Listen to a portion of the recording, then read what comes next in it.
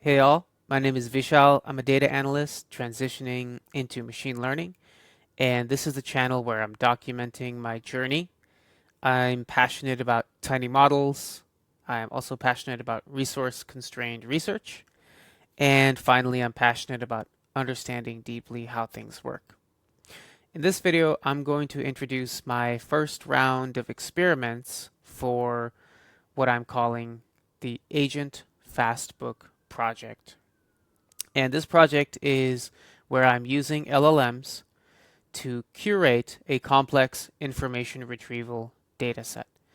If you saw my previous video, Finding My Moat in AI, I talk about how I'm adopting the Answer AI philosophy of having a narrow fence and a long leash, where the long leash is any kind of exploration, research, investigation that I want to pursue.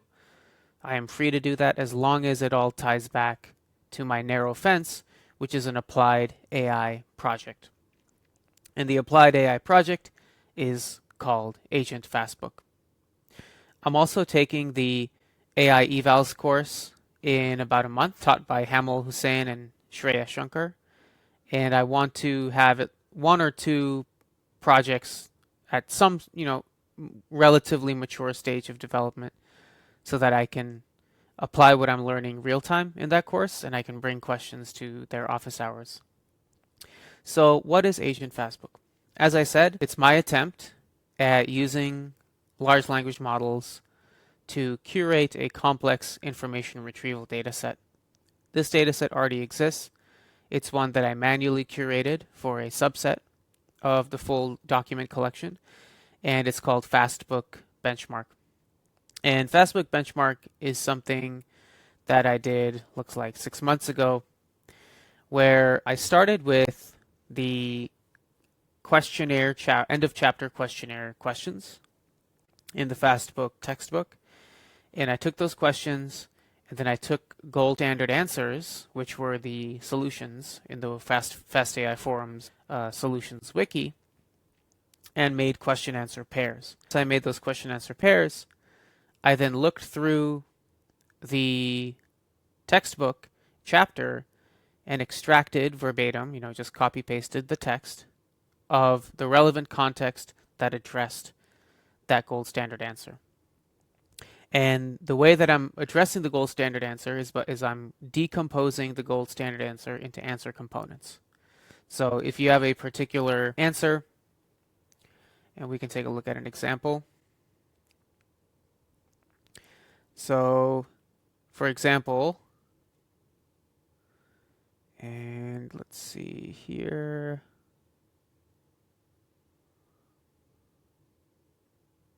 There we go.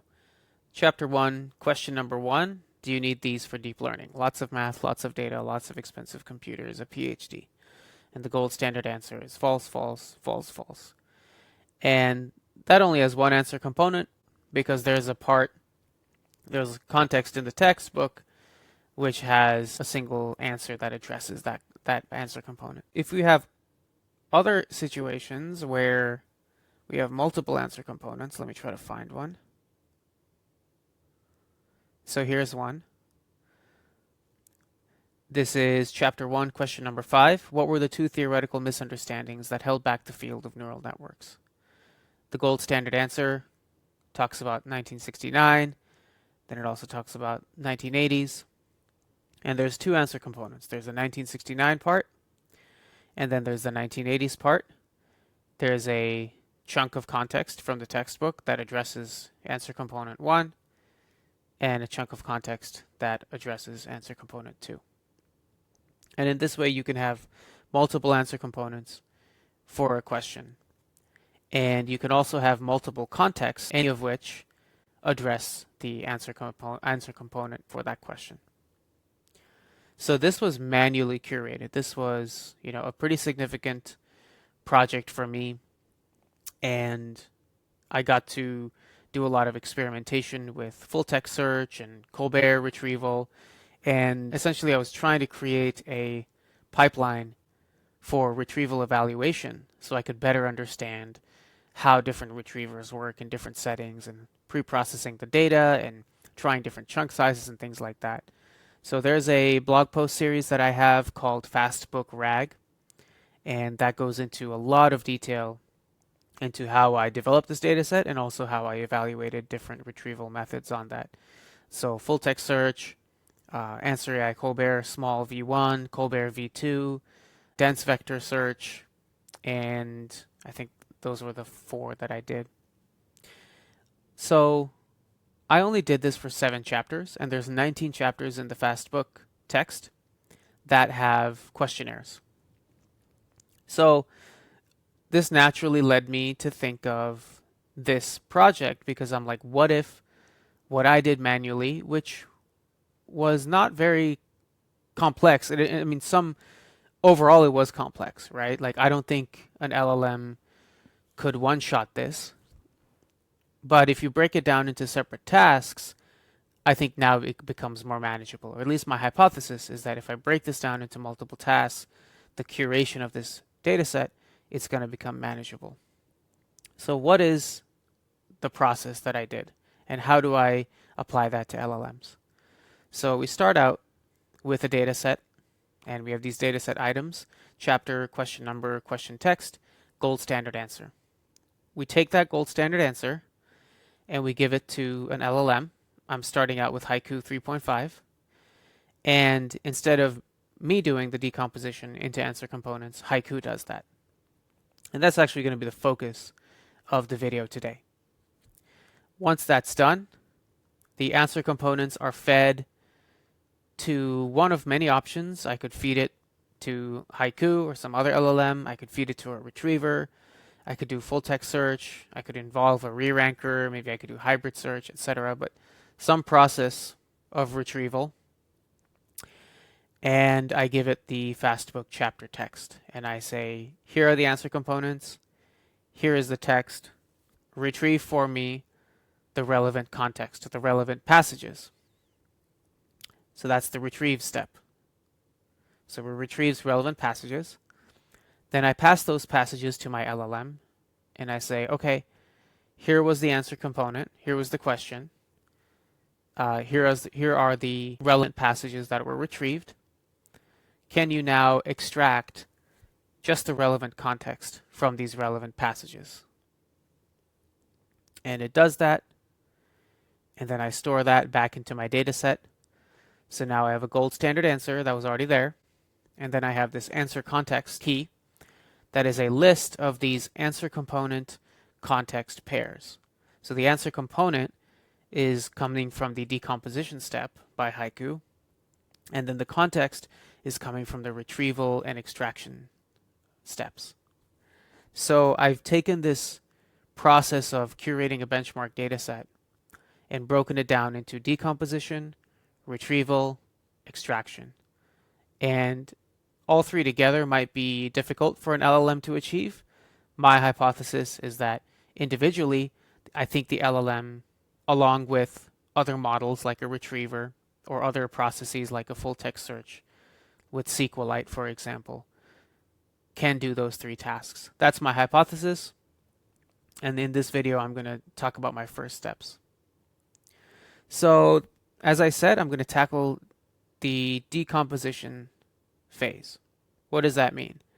That means I give Haiku the gold standard answer, and then I give it some instruction that basically says, hey, decompose this answer into answer components, into multiple components, and do so in a way where you're not changing the language, don't hallucinate, keep separate ideas distinct. So if there's one idea, that should be one answer component.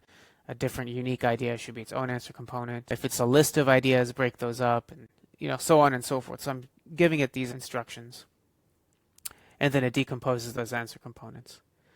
Now, I already have 7 chapters worth of gold standard answer and answer component pairs.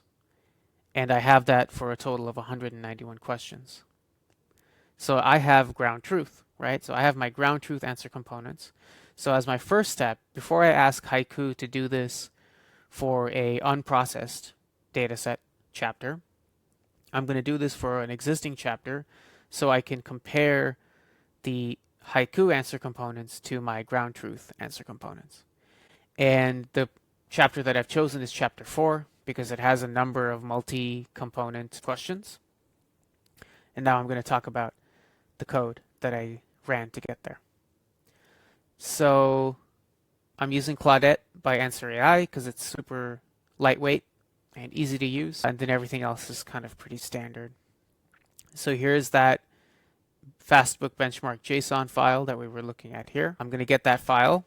It has 191 questions, and each question, in each dataset item, has a chapter, question number, question text, gold standard answer, answer context, which has answer components and context, and then there's a couple other keys that I'm not going to worry about at this stage, but I will if this all works out down the road. This is the final prompt that I gave, and this took a couple iterations, but I'm just going to read it out. So the main instruction tag says decompose the original text into separate components without changing any language. Each component should be a unique concept that would require its own unique definition or explanation. Use the response template shown below. Extract text verbatim from the original text. So the first iteration of this prompt I didn't have that extract text verbatim piece. The second iteration I did, and checking like 4 or 5 examples, I was like, okay, this looks like it's a little bit better. So original text is the gold standard answer. I'm not using gold standard answer as in part of my instruction because I feel like that's unnecessary jargon. Like Haiku doesn't care what type of answer or text it is. I just want to decompose. I suppose I could try that, but I figured I would just call this something general like original text. And then I found that additional guidance helped. So these are some common/some edge cases. When a sentence contains multiple distinct concepts connected by conjunctions or lists, consider whether each part would require different explanations. If so, separate them into separate components. Just based off of my handful of examples I've seen, I don't think that's a highly effective instruction, but it works for now. Separate structural facts from their descriptions. What exists versus what it contains does are often distinct concepts and should be their own component. So this was based off of a couple examples where it was like GPU, and the GPU is doing this, and sometimes what it is and what it does often had different parts of the passage that it was related to. Each component should represent a single concept that would need its own unique definition or context from source material. That's a bit of a repeat of what we have here. Each component should be a unique concept that would require its own unique definition or explanation. And then I have a response template where I say component ID 1, text goes here, component ID 2, ... end of response template. And then I repeat the instruction, and I repeat the additional guidance. And here's what it looks like. I take one of the questions, and I take its gold standard answer. And here's the gold standard answer. And everything else is boilerplate. I'm picking Claude 3.5 Haiku, making sure the chat works. I'm just getting chapter 4 questions, and there's 31 of them. Looking at a gold standard answer, making sure it looks good, passing it to the model inside the prompt. And if we look at the answer, it looks good, right? Component 1, 2, 3, 4, 5, 6, 7. It looks pretty good. And then I'm going to use the RE library, the regex library, and I'm going to find everything that's in between these component tags. And I'm going to print that. And here we see we have each component's text captured. And then I'm going to convert that into a list. So using list comprehension, I've now extracted the text based on the match of the text being inside the component. So that's just a quick iteration just to make sure it looks good. Before I do the full data set, I'm going to do that, the full chapter, I'm going to do it for 5 items. So now I have 5 lists of all components, and it looks good. A key item was that down the road, which we're going to see very shortly, I wanted to do two things. I wanted to make a custom FastHTML app where I can annotate this data, and then I wanted to do some error analysis to come away with some understanding of what are the common failure modes for this decomposition task for Haiku 3.5. So I was talking to Claude, and we came up with this kind of JSON-based data structure. So we have chapter, question number, question text, straightforward, gold standard answer. We have the ground truth components, and then we have the Haiku generated components, and then I have a list of these dictionaries. So if we look at evaluations, we can see here's chapter 4, question 2. Here are my ground truth components, and here are my Haiku components. And then we see the same thing for chapter 4, question 3, and so on. Okay, so all that looks good, just kind of inspecting it, saved it as a JSON file, and ran my FastHTML app, and made sure I could do annotation, and it would save and things like that. We'll see shortly. And then once that looks good, then I'm like, okay, let's now iterate through all questions in chapter 4. Let's get the response. Let's parse it, append it to the list, structure the list for consumption by the FastHTML app, and then save it. So that is my decomposition pipeline. And if we look at the output, we can see now we have very nicely structured ground truth components, Haiku components. We're going to talk about these things, these annotations in a second, but it goes through basically for each dataset item.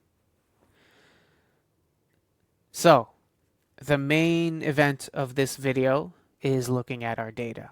And so what I'm going to do in this video is I'm going to annotate all 31 questions. I've looked at a couple of them, so I have a little bit of sense of what to expect, but mostly this is going to be something I'm just doing live, and we're going to figure it out as we go.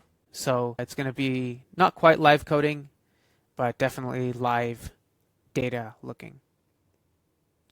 So here's the FastHTML app. I'm not going to go over all the details immediately. I'm just going to start with how I developed this, and I used a lot of help from Claude. This is actually the key item here. This question display is a container where it has the question text, gold standard answer, the ground truth components, and the Haiku components. So that's really the full UI stacked inside a container. And basically what happens is that the index route takes an index value. That index value is indexing into my evals list, which is that JSON file, which is that list of dataset items. And then it's calling question display, and question display returns this container inside which it calls ground truth table, which takes an eval item and an index, and which we'll see that in a second.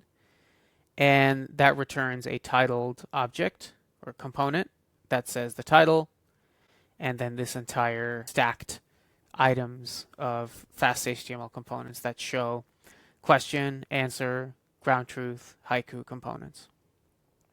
So that's the kind of first layer that I did.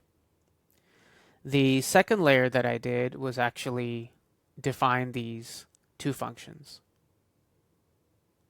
So I have ground truth table for the ground truth components and Haiku table for Haiku components. And both pretty much do the same thing.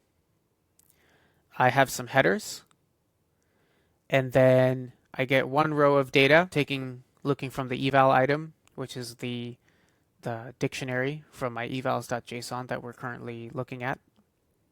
And then it returns a table. And then for Haiku, I have separate headers. I get a Haiku row and return a table. So you can see that like I could probably combine these two functions into like a table functions, get table, get row pair of functions, but this is fine for now. So this is where the key part comes, like what am I trying to annotate? And this is where I had to come up with some dimensions that I want to evaluate. So what I came up with is that for Haiku components that Haiku decomposed from the gold standard answer, I want to know, is it an exact match with one of the ground truth components? Is it a partial match? Does it contain extra components that were not in the ground truth match? And does it have any hallucinations? So basically, I'm trying to understand how many did it nail exactly? How many did it partially match? That maybe lets me know there's some room for improvement. What did it think was an answer component that I didn't think it was? And then what were any hallucinations? So, as I'm speaking this out loud, these might be a little redundant, but I'm okay. This is my first iteration. I don't want to over optimize. I just want to get a sense of what this data looks like. And then the other dimension that I'm interested in evaluating is, were any of the ground truth components missing? So out of my 5 ground truth components, did Haiku just not capture one of them for whatever reason? So I have that as well. And then not terribly interesting, but it initializes the annotation fields, which are just lists of true, false. And then every time I click a checkbox for one of the annotations, it updates the ground truth, or updates the Haiku. So basically it updates my JSON and it calls save evals. And if you go to save evals, where's save evals? Yeah, save evals just dumps evals into the file.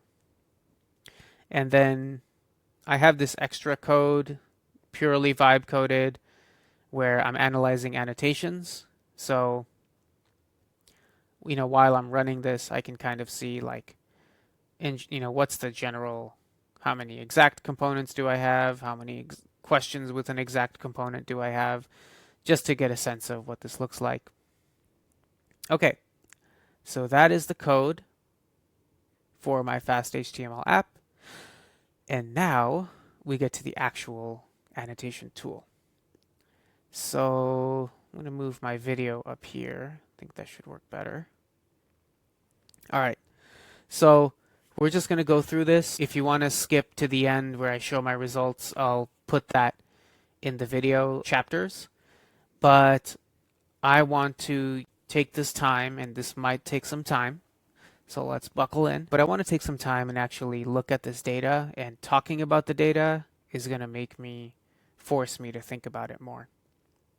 So the first question is, how are the files and folders in the MNIST sample dataset structured, and why? I'm not going to be too focused on the gold standard answer, so I'm not going to read it out because I already have ground truth components that I've already done and I'm comfortable with at this point.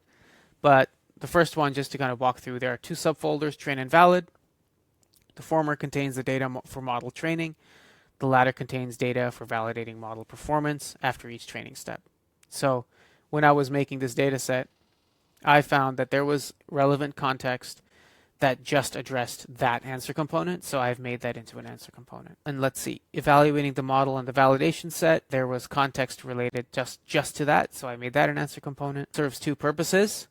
A, to report a human interpretable metric, such as accuracy, in contrast to the often abstract loss functions used for training. That's its own answer component. B, to facilitate the detection of overfitting by evaluating the model on a data set it hasn't been trained on. And that's an answer component. Let's see, what else do I have? Of course, every practitioner could generate their own train validation split of the data. I didn't have that as an answer component because I didn't really find any relevant context for that. Public data sets are usually pre-split to simplify comparing results between implementations / publications, and that's an answer component. Each subfolder has 2 subfolders, 3 and 7. There was context in the chapter related to that. which contains the JPEG files for the respective class of images. There was a separate context related to that, so that's a separate answer component. And this is kind of like that instruction where I said, what it is versus how it works are two separate ideas, and this is an example of that. What it is are subfolders, how it works, or what it contains is that it contains JPEG files. This is a common way of organizing datasets comprised of pictures. That's not part of any answer component. And then for the full MNIST dataset, there are 10 subfolders, one for the images for each digit. And that is here. And here, there is a typo, but that was part of the ground truth answer, so I just kept it, or the gold standard answer, so I kept it. So I'm not going to go through that for every problem, but I just want to show, the logic behind where these ground truth components come from. So here we are looking at ground truth components. If they're missing, I'm going to click one of these checkboxes. And then here are Haiku components. So let's dig in. There are two subfolders, train and valid. That is not an exact match, but it is a partial match.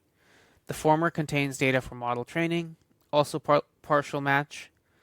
The latter contains data for validating model performance after each training step, also partial match. They're all kind of more granular breakdowns of this answer component.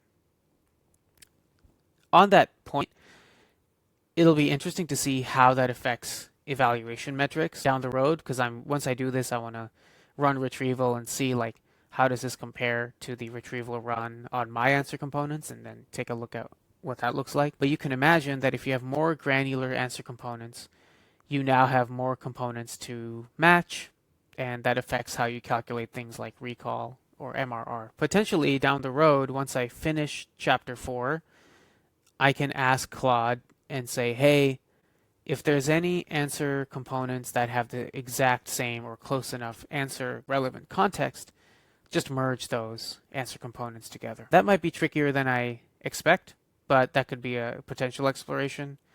Or I could just keep this as is and see how it works. Again, this is very first experiment, very rough, just trying to get a sense of what the data looks like. All right, annotation component 4. Evaluating the model on the validation set serves two purposes. I'm going to call that a partial match because I've actually broken that up into two different ones. To facilitate detection of overfitting, and that is this one here, model that hasn't been trained on. In short, an overfitting model performs increasingly well on the training set, but decreasingly so on the validation set. So I'm going to say this is a partial match, and it has some extra component in there, like this parentheses item, in short, an overfitting model. I didn't include that as part of the answer components in my ground truth components because likely I didn't find context that directly addressed that. So I just wanted to make sure that my answer component is fully addressed by a relevant passage and context in the data set. So I'm going to call that extra and a partial match. Every practitioner could generate their own train validation split of the data. That's not an answer component in my ground truth, so that's extra. Public datasets are usually pre-split to simplify comparing results between implementations and public publications. That is an exact match with number 7. Each subfolder has two subfolders, 3 and 7, which contain the JPEG files for the respective class of images. That's a partial match. So those were two components. So that's a partial match. This is a common way of organizing datasets comprised of pictures. And that is not part of my ground truth. So that's extra. For the full MNIST dataset, there are 10 subfolders, one for the images for each digit. And maybe it's not a typo. Maybe it is a subfolder because it's like the subfolder is 3 and 7, and then the subfolder of that is one for each digit. Actually, that doesn't make sense. Anyway, and that's a full match, exact match. So right off the bat, what do we see? Positive, there were no hallucinations. There was a 2 out of 10 exact match, which is not great. There was 1, 2, 3, 4, 5, 6 out of 7, or 6 out of 10 partial matches. So 80% were exact or partial matches. and 2 of them were extra. So I would not expect the retriever or the LLM to find context relevant to those extra components, but we'll see how that actually shakes out. And then if I look at my count here, 2 exact, 6 partial, 3 extra, 0 hallucination, and 0 missing. Let's double check. So 2 subfolders, we had that. Each subfolder 3 and 7, we had that, which contains evaluating the model, facilitate the detection, human interpretable metric is here. Public datasets is there for the full MNIST. There are 10 subfolders. That's there. So no missing components. That's great. All right. So we're going to keep rolling. All right. Question 2. So here I have one answer component. And so obviously we're going to have a lot of partial matches. So in the pixel similarity approach, we generate an archetype for each class we want to identify. And let's see, I don't think that's, so we define analogously, let's see, in order to tell, we say, so that's extra. In our case, we want to distinguish extra. We define is partial, analogously for 7s, partial, you can visualize they represent partial in order to tell mean pixel-wise absolute difference partial. We say the new image archetypal 7 partial. So great. No hallucinations. That's good. Nothing that's missing. Okay, lists to for loop, so that's a partial match.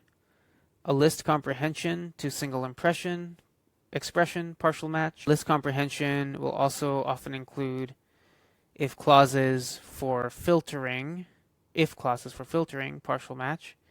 And then this list in is equivalent So I didn't think about how to capture like full missing or partial missing. So maybe that's something I could add, but for now I'm going to just say missing because a part of that is missing. And if we look at this, this actually is not as helpful once you go past the first one, but basically we see the numbers go up. And here we have our first one that has a missing component. Okay, rank 3 dimension it has, exact match. Easy way within a tensor, exact match. Scalar, no index, partial. Vector, VI, partial. A matrix, J, partial. Tensor of rank 3 is a cuboid or a stack of matrices, 3 indices. And this 3 indices part is not hallucinated, so that's good. All right, so I'm going to say partial extra. The rank of a tensor is independent of its shape or dimensionality. Tensor 222, 357, both have rank 3. I'm going to call that close enough. I don't care about in particular not being there, so that's exact match. And then the term rank, column vectors, and here it says note that the term rank, again, close enough. I'm not worried about case sensitivity, so here, for example, let's see, and a tensor of rank 3, and then capital A, a tensor of rank 3. I'm not worried about those types of issues. And then there were no missing answer components, and nothing was hallucinated. Okay. Rank is the number in a tensor. This semicolon, I don't know why it has that, but it's good enough. Shape is the size of each axis of a tensor. The length of a tensor shape is its rank. So if we have images, find its shape like this, partial, we just need, we just need to find its length to know its rank. That seems to be extra. And if we look at it up here, that's not hallucinated, so that's good. You can also get a tensor's rank directly with ndim. That is exact. We don't have this, so this is missing.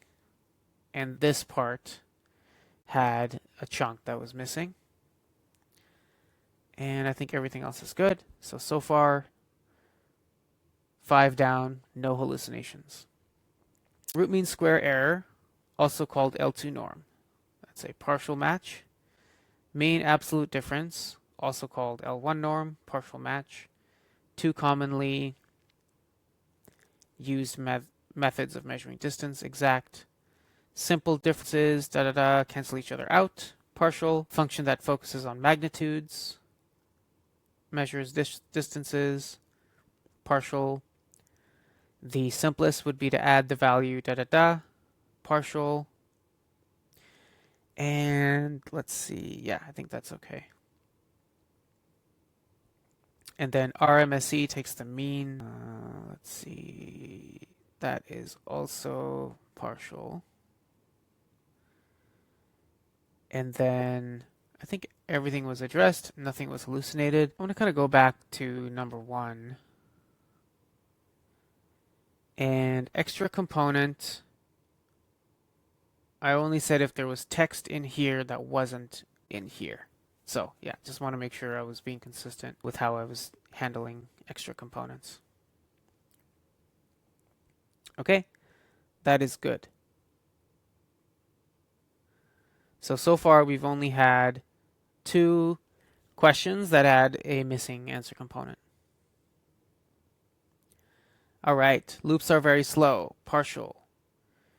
Represent the operations, individual elements, partial, right? That's right here. Using NumPy, PyTorch, partial. They use underlying C code, partial. PyTorch allows you to run, partial. GPU operations will have significant speed up.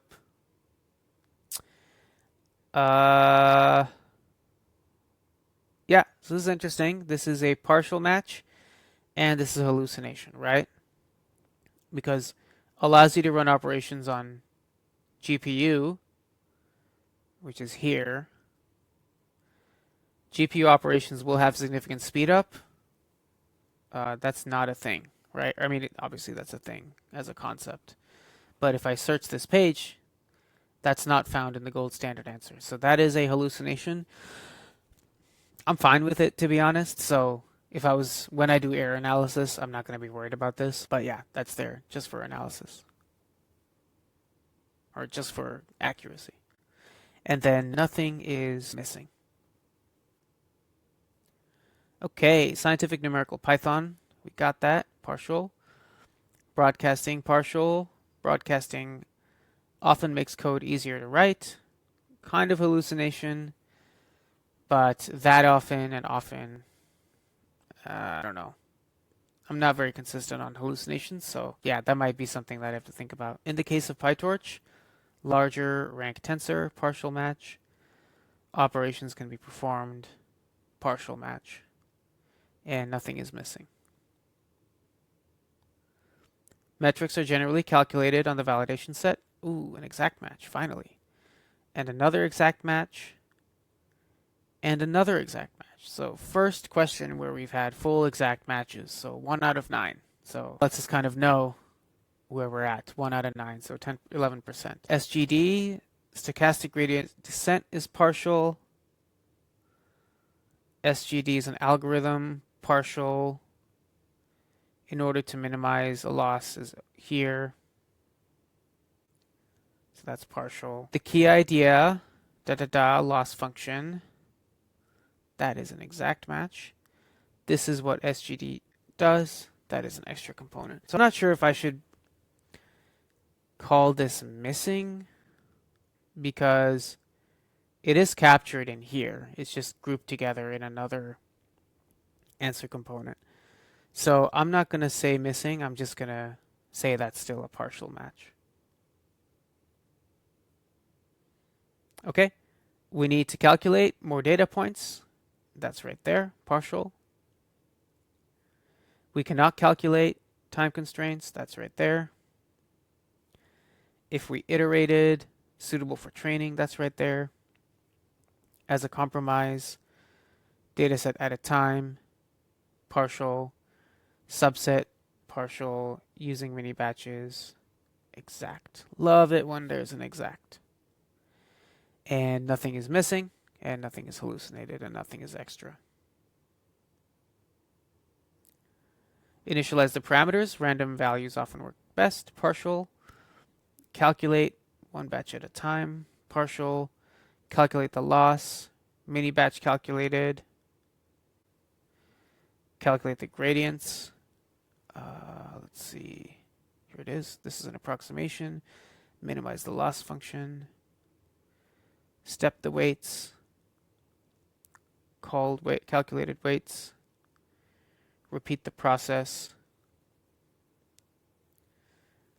Stop in practice.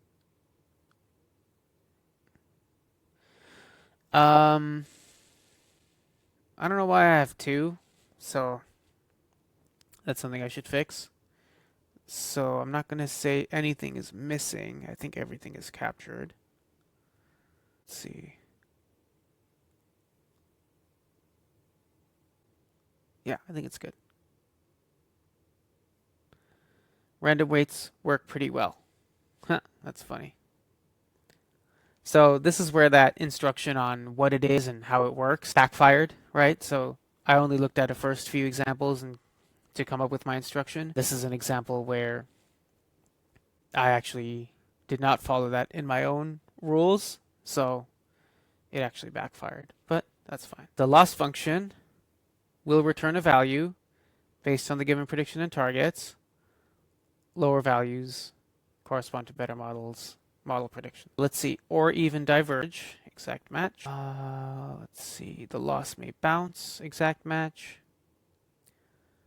The optimizer is taking steps that are too large, partial, and then partial. That's good. The gradients, exact, and then it is essential, exact. Manual calculation are not required, partial. Deep learning gradients for you. Automatic differentiation, exact. And then in PyTorch, exact. Love an exact match. And nothing's missing. Okay. So let's see, where were we? Adjusted, exact match. Accuracy only changes, partial. If there are slight changes, accuracy will still not change, partial. The gradients will be 0 everywhere, partial. The model cannot learn, will not train, exact. Good loss function, exact. Slightly better prediction, exact. For example, would be a slightly better prediction. Is that hallucinated? No, that's not. So that's just an extra component. The loss function needs to reflect that. Not hallucinated, but an extra component. The key difference, human understanding, partial. Losses drive automated learning, partial. In order for loss to be useful for training, meaningful derivative. Many metrics like accuracy are not like that. Metrics are instead, partial. Nothing missing. Yay, exact match. Partial.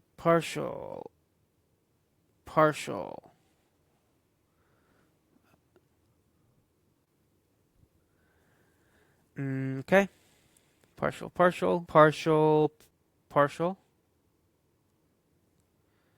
Exact match. These are always funny. This method returns the current gradients. It's highly unnecessary, Haiku. PyTorch will add, so this is partial, and partial, and I think that's fully covered, right? If we take that, yeah, that's all there, so nothing's missing. Okay, data loaders, model, optimization function, loss function, metrics. This is an interesting one because Haiku's not wrong. Like, what information do we have to pass to learner that is there? I would say that we need to pass is probably important. to understand to retrieve the right context. So this is again that fuzzy area where I'm not sure if it should be missing or not. I'm not going to make that judgment right now. We'll see during retrieval. ReLU, number with 0. It is a commonly used activation function. Activation function, Ooh, that's an exact. Without an activation function to the data. Let's copy this. So that is extra but not hallucinated. A series of linear layers. So our model can only fit.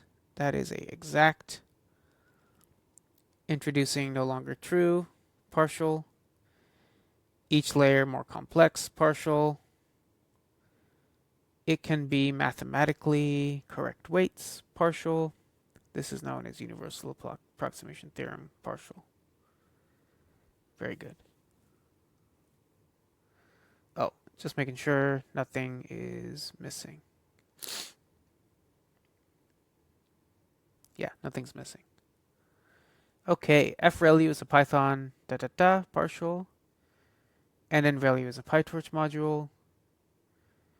NNReLU is a Python class that can be called as a function in the same way as FReLU. That's really interesting, right? It is a hallucination, technically. It's not verbatim. But as a, like, semantically, it said it, and then it said, what is it? It said NNReLU. So, I don't know. We'll see. But it is a hallucination. And then practical performance. We can use a deeper model, better performance, faster training, less computational memory requirements. That is it. That actually took less time than I was expecting. All right, so let's take a quick snapshot just to look at this. So out of, 100, let's say 150, there were 100 components that were partial match. So obviously that is a overwhelming majority. What is that, 10 out of 15? So 2/3, right? So I guess it's not overwhelming, but it's definitely a majority. I like that there's only 2 hallucinations. That's great. I like that there's only 3 missing, and if I recall correctly, I think they were all partial misses. 11 extra, I think that's okay. I mean, that's not as damaging. I don't like that there was only 31 out of 150. What is that? 3 out of 15, so 20%, 1 out of 5. So that's not great. Only 20% exact matches. My immediate takeaway, to be honest, is that I should probably use a better model. That's like, and I was like thinking, I was like almost going to do that, but I was like, no, like, I don't want to spend too much money. And I probably ended up spending like 30 cents. So my gut reaction, my takeaway from this is that I should use a different model. And I should probably use like Sonnet 3.5, for example. And then run this again and see if we can't get exact up, if we can't get rid of hallucination, rid of missing, get rid of extra. And my second takeaway is like, maybe partial is okay, right? Like, I think asking the LLM 0 shot to do something that is matching how I think there's 2 problems with that. I think one problem is that how I think is not consistent, right? Like, I'm sure you noticed as I was doing this, looking at data business, I wasn't terribly, I was pretty consistent, but there was like some fuzzy area, things that were like hallucinations. I was like, this hallucination is okay because it's close enough, and this hallucination is not okay because it's not close enough. Like, and that's only across 31 questions. So there was already some fuzziness. You could also see things like, which one was it?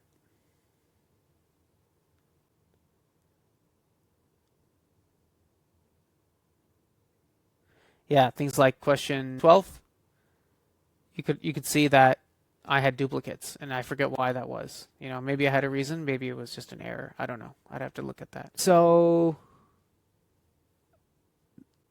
that's the first reason. And the second reason is like, even if I was consistent without giving it examples, and even if I did give it examples, there's so much like nuance, because ultimately, and this kind of leads me to my third takeaway, ultimately, when I was determining what a good answer component was, I was doing so by looking at the actual chapter text, and I was like, what is the relevant context that matches to the different parts of this gold standard answer? So I wasn't using like some like logic or heuristic like I'm asking Claude Haiku to do. I reverse engineered that heuristic, but I wasn't doing that. The way I was coming up with answer components was I was saying, let me look at the data first in the chapter text. Let me look at the gold standard answer, and then let me look back and forth and see like this chunk has this answer, this chunk has this answer, this chunk has this answer, and things like that.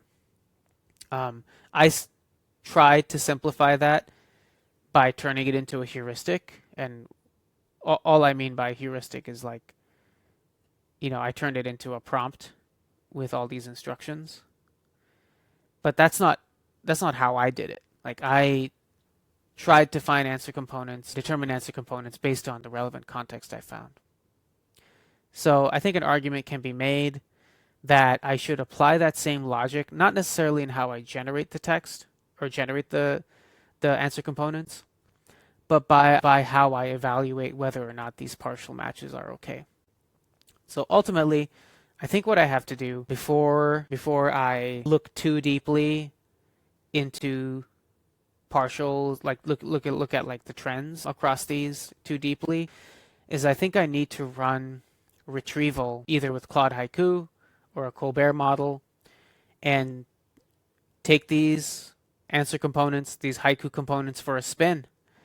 So give it the answer components and say, hey, find text, get me the relevant text for this answer component, get me the relevant text for this answer component. Put those together and see what it finds. Like see if I capture enough of the relevant context.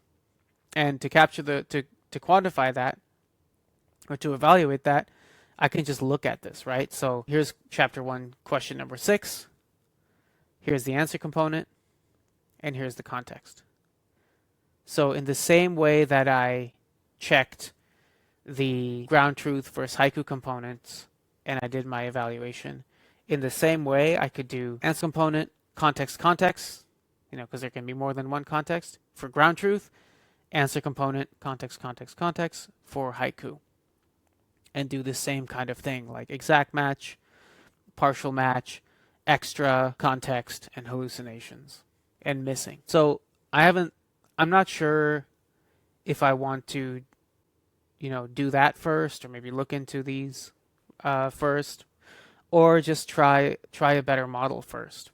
So I'm gonna have to think about that and talk to Gemini that is helping me in a conversation with this. But I feel good about this. I think I have at least one part of this pipeline down.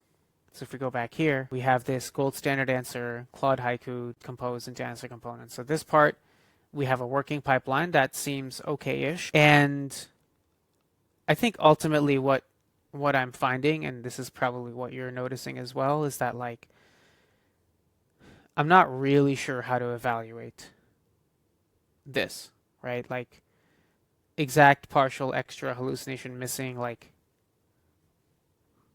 they're okay metrics, but they're not really tied to the downstream performance.